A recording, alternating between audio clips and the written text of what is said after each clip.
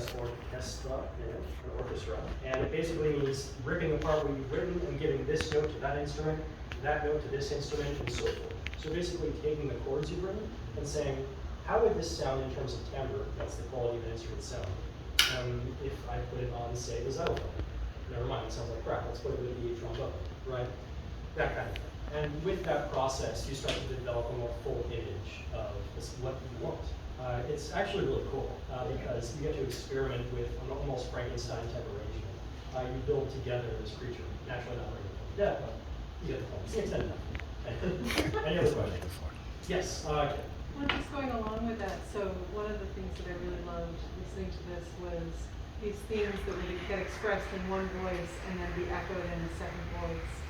And the way you chose to do that, it seemed like some of the choices were kind of taken from like the vast store of sort of conventional wisdom of what kind of thing sounds good. Could you talk a little bit about the process of, you know, who starts the theme, who echoes the theme in the melody? Absolutely, yeah. Thank you. That's actually a really good question. So basically, yeah, you might have heard that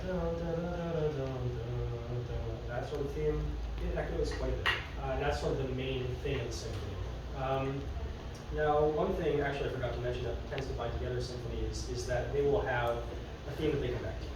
And as I said, the third movement shares a lot with the first and second movements in terms of content and tries to expound on that. So basically, that echoing, it's a matter of taste. Like, you can, and it's all about experimentation. I think most traditionally, from what I've heard from the masters, and honestly, I was incredibly humbled to be played in the concert along with Gustav Holst and all that. Like, wow.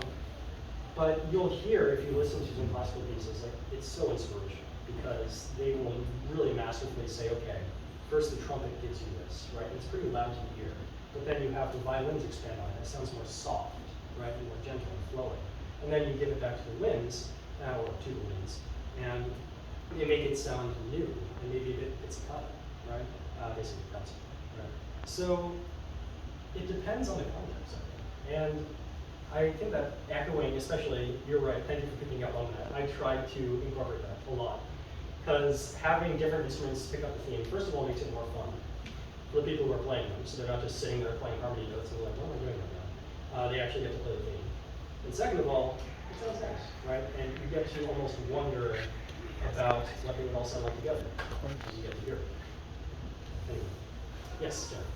Do you have particular composers or pieces that were inspirations for you, either for this in particular or in general? Yeah. I have a set of favorites, a list of favorites. I can't really put all of them right now. I know, it sounds sort of like a trope, but I love Beethoven. And there's a reason that the most famous composers are so famous, because they are geniuses, right? And you listen to Beethoven's music, and it is out of this world. Right? He makes such incredible use of mathematics in his music and arranges things in such a thoughtful and heartfelt way. Right? So I try to mimic even the degree of that. So yeah, he's a lot of the inspiration. We'll hear some of the time Subito Forte. That's basically something loud. Sorry. No inspiration. That's basically suddenly you heard that with everyone, right? That dun dun. First of all, ooh, sounds like it. And second of all, you hear it a lot because it'll wake the audience up. There's actually a symphony, I forget, I think it's by Handel, called Surprise, where he basically is very quiet, right? And then he has a Subito Forte. He wrote it in to wake up the audience.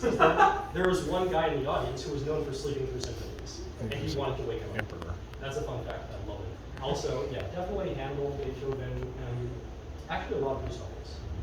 He is hands down one of my favorite, if not my favorite composer. If you haven't listened to Planets, please listen to it. It's so cool. They played a selection of it. Jupiter, which is my favorite from the Planets.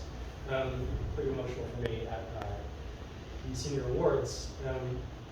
But really, just this idea of trying to probe the depth of the universe as much as you can is something that I see a lot in those composers.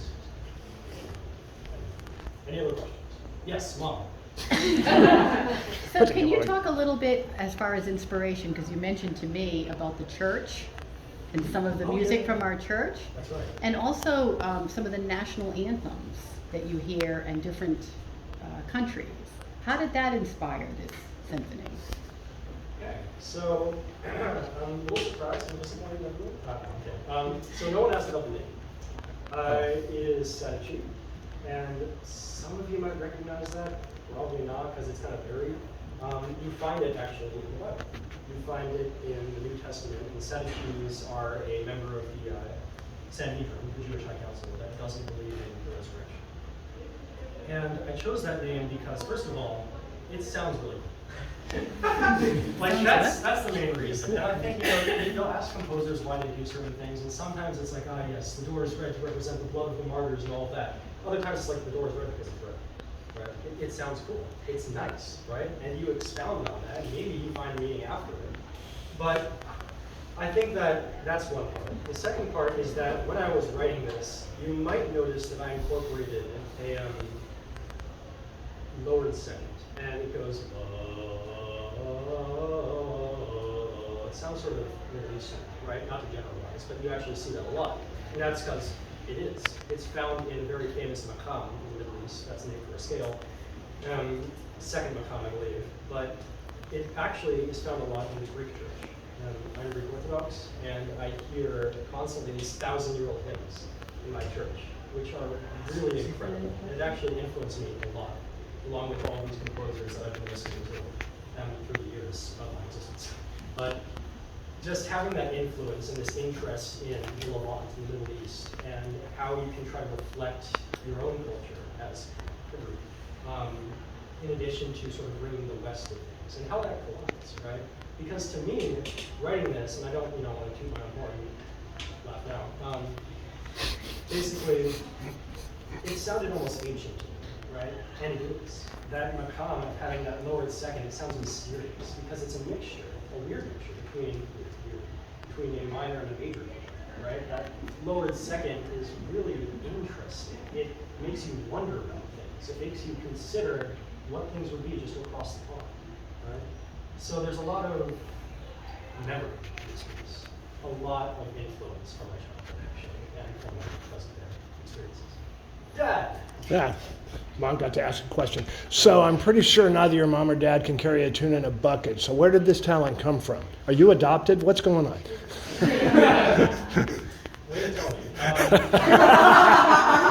Spoiler alert.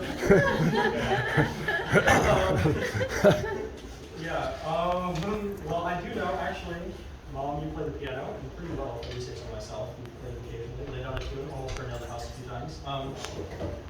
But honestly, actually, if you look in the description of this, and I'll just YouTube, you will find that I dedicated it to my piano, Miss Liberty. She taught me everything I know. Very nice old woman in my neighborhood. And I play the piano as an addict. I just will float to it when I'm bored or when I have nothing to do. Same thing. And play, right? Play my heart out, because I found that the way to express yourself is through music. And even if it sounds terrible, it will sound decent later if I work with it. So I play the piano almost instinctively. That's because of my piano teacher, a really nice old woman who probably doesn't know how much what she's done has meant to me. So anyway, yeah, that's who this piece is dedicated to. I probably should mention it. I do really know that. Congratulations, Lance, we're out of time.